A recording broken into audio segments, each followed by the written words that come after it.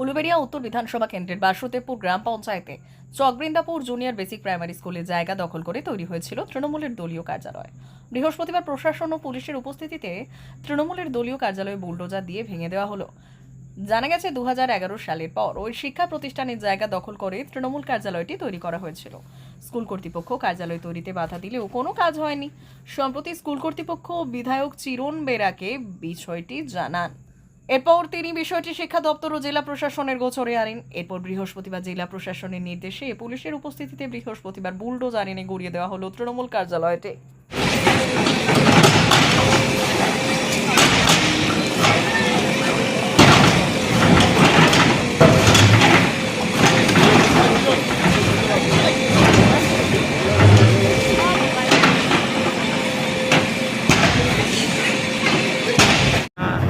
এখন বর্তমানে দাঁড়িয়ে আছি উলুবেড়িয়া উত্তর বিধানসভার অন্তর্গত বাসুদেবপুর অঞ্চলে।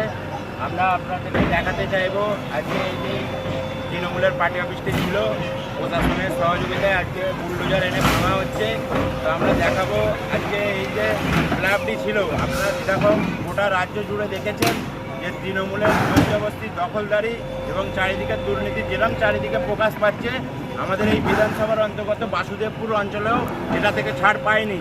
আমরা এই স্কুলটিকে দেখাতে নিম্ন বুনিয়াদী বিদ্যালয় যেটি বাসুদেবপুরে অবস্থিত, এই স্কুল ল্যান্ডের এই জায়গায় তৎকালীন তৃণমূল ক্ষমতায় আসার পরে এই স্কুলের জবরদস্তি দখল করে একটি তৃণমূলের পার্টি অফিস করেছিল।